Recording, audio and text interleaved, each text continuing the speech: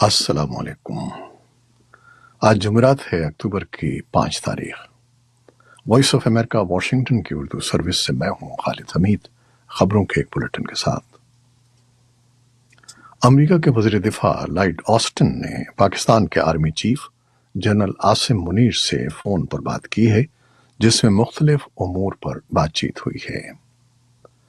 محکمہ دفاع کے پریس سیکریٹری بریگیڈیئر جنرل پیٹ رائڈر کے ایک بیان میں کہا گیا ہے کہ وزیر دفاع اور جنرل منیر نے باہمی دلچسپی کے امور اور خطے میں حال ہی میں رونما ہونے والی پیش رفت پر گفتگو کی۔ پاکستان ملٹری کے شعبہ تعلقات عامہ کی جانب سے ابھی تک فون پر ہونے والی اس بات چیت کے بارے میں کچھ نہیں کہا گیا۔ واشنگٹن میں پاکستانی امور پر کام کرنے والے ماہرین اس گفتگو کو کئی حوالوں سے اہم سمجھتے ہیں، کیونکہ پاکستان اس وقت سیاسی عدم استحکام کا شکار ہے، جبکہ ملک میں دہشت گردی کے واقعات میں بھی اضافہ ہوا ہے۔ پاکستان کی جانب سے غیر قانونی تارکین وطن کو ملک بدر کرنے کے فیصلے کے بعد افغانستان کے طالبان حکام نے سرحدی علاقے میں عارضی قیام گاہوں کے انتظامات شروع کر دیے ہیں۔ وائس آف امریکہ کی افغان سروس کے مطابق طالبان حکام نے پاکستان کی سرحد سے متصل ننگرہار صوبے کے ضلع لال پورہ میں کچھ مقامات کی نشاندہی کی ہے۔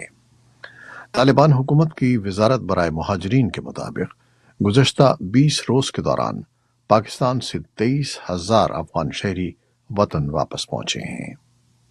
طالبان حکام نے کہا ہے کہ ان افراد کو پاکستانی حکام نے ملک بدر کیا ہے۔ اس ضمن میں پاکستان کی جانب سے فوری طور پر کوئی بیان سامنے نہیں آیا۔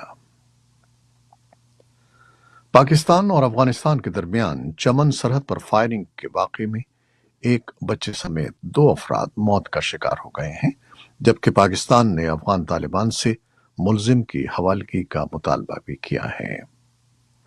فائرنگ کے واقعے کے بارے میں پاکستانی فوج کے شعبہ تعلقات عامہ نے ایک بیان میں کہا ہے کہ چمن میں باب دوستی پر پیدل چلنے والوں کی گزرگاہ پر سرحد پار سے بلا اشتعال فائرنگ کی گئی، جس کے نتیجے میں ایک 12 سالہ بچے سمیت 2 پاکستانی شہری موت کا شکار ہو گئے اور ایک بچہ زخمی ہوا۔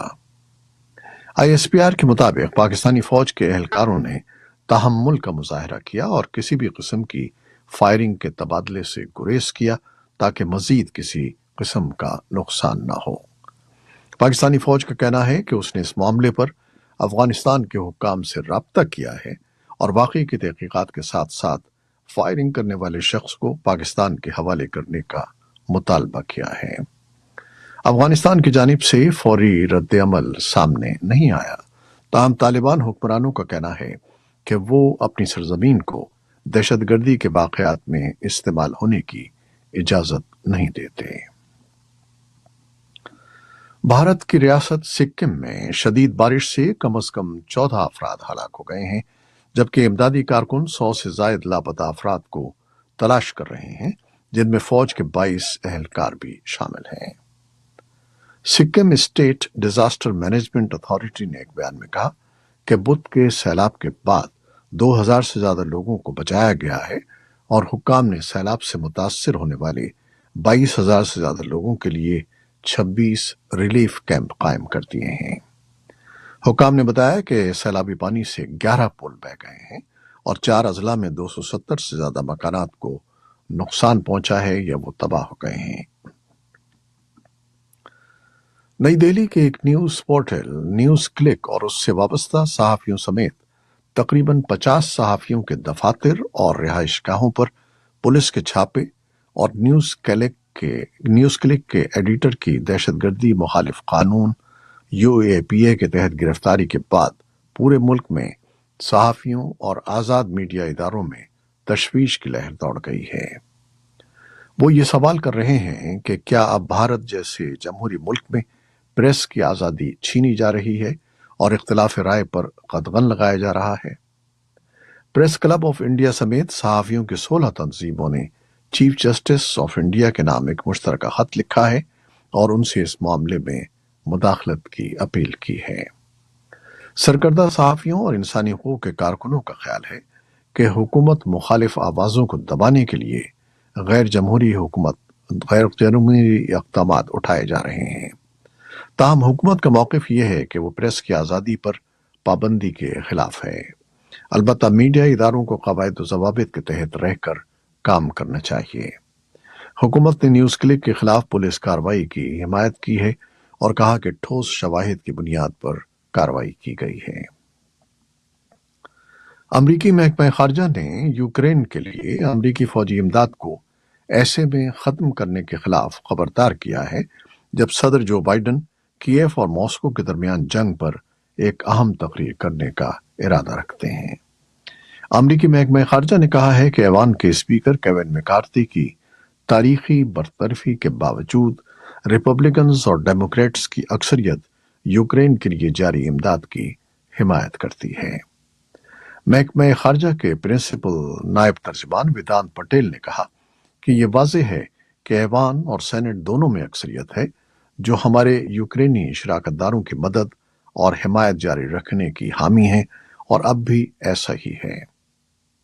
صدر بائیڈن نے یورپ، جاپان اور کینیڈا کے اتحادیوں کے ساتھ ایک فون کال میں کہا ہے کہ امریکی حکومت اب بھی یوکرین کی حمایت کرتی ہے۔ یوکرین کی فوج نے جمعرات کو کہا کہ اس نے روسی افواج کی طرف سے گزشتہ رات داغے گئے 24 ڈرونز کو تباہ کر دیا۔ یوکرین کی فضائیہ کا کہنا تھا کہ روس نے اوڈیسا، میکولائیو اور کیروہراڈ کے علاقوں پر حملوں میں کل 29 ڈرون داغے تھے۔ اسی اثنا میں یوکرین کے صدر ولادیمیر زیلنسکی نے اپنے ملک کے فضائی دفاع کو مضبوط بنانے کے لیے یورپی اتحادیوں سے تعاون حاصل کرنے کے لیے اسپین گئے ہیں۔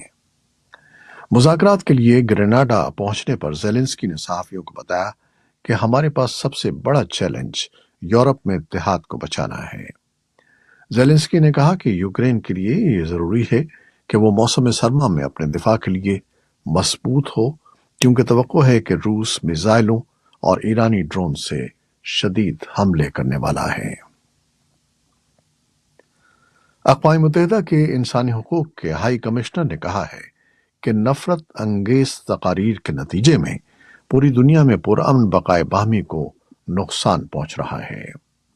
وولکر ترک نے جنیوا میں انسانی حقوق کی کونسل میں مندوبین سے خطاب کے دوران قرآن کو نذر آتش کرنے کی مذمت کرتے ہوئے اسے بے حرمتی اور نفرت انگیز قرار دیا اور کہا کہ یہ ایک ایسی حرکت ہے جس نے لاکھوں افراد اور برادریوں پر گہرا اثر ڈالا ہے۔ وولکر ترک نے کہا کہ وہ مذہبی منافرت کا مقابلہ کرنے کے لیے رکن ممالک کے لیے قانونی فریم ورک کے نفاذ کی پیروی کریں گے۔